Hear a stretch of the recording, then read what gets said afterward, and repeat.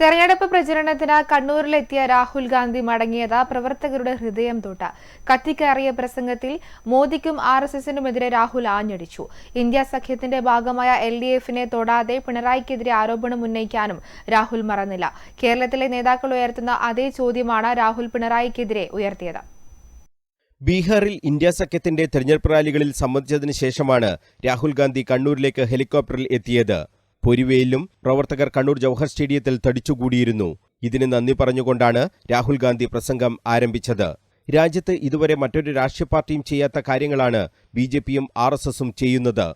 ഭരണഘടന പോലും വെല്ലുവിളി നേരിടുന്നു. കേന്ദ്ര ഏജൻസികളെ രാഷ്ട്രീയ എതിരാളികളെ വേട്ടയാടാനുള്ള ഉപകരണമാക്കി മാറ്റുന്നു. നമ്മുടെ പാരമ്പര്യത്തെയും വൈവിധ്യത്തെയും സംസ്കാരത്തെയും ഇല്ലാതാക്കാൻ ചരട് വലിക്കുന്നു. ഇങ്ങനെ പോയി രാഹുലിന്റെ പ്രസംഗം. കേരളത്തിലും ബംഗാളിലും തമിഴ്നാട്ടിലുമൊക്കെ വന്ന് ഇവിടെ ഒരു ഭാഷ മതി എന്ന് പറഞ്ഞാൽ അത് ഈ നാടിനെ അപമാനിക്കലാണ്. മലയാളം എന്നാൽ ഒരു ഭാഷ മാത്രമല്ല, ഒരു സംസ്കാരവും ഒരു ജനതയുടെ വികാരവുമാണ് എന്ന് പറഞ്ഞ രാഹുൽ ഡയസിൽ ഉണ്ടായിരുന്ന ബൊക്ക ചോദിച്ചു. അതിലെ പൂക്കളെക്കുറിച്ച് വർണ്ണിച്ചു.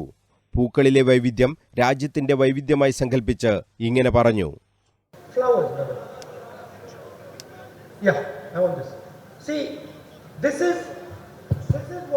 This is what India looks like. This is also what Kerala looks like. And this is also what every family in Kerala looks like. Every flower is unique. Every flower has a different expression. And when you add all the flowers together, they become much more beautiful than the individual flower. Now imagine if I came to Kerala and I said, look, only white flowers can be in this book. We will only have white flowers and the stems have to be 6 inches long. No leaves will be there, no thorns will be there. That is what the BJP and RSS are trying to do to Kerala, to Tamil Nadu, to Uttar Pradesh, to India. കത്തിക്കയറിയ ഈ പ്രസംഗത്തിൽ തടിച്ചുകൂടിയ ജനാവലി ഇളകി മറഞ്ഞു. എൽഡിഎഫിനെതിരെ രാഹുൽ എന്തു പറയുമെന്നതായിരുന്നു എല്ലാവരുടെയും ആകാംക്ഷ. India മുന്നണിയുടെ ഭാഗമായ എൽഡിഎഫിനെക്കുറിച്ച് പക്ഷേ വിമർശനമൊന്നും ഉണ്ടായില്ല.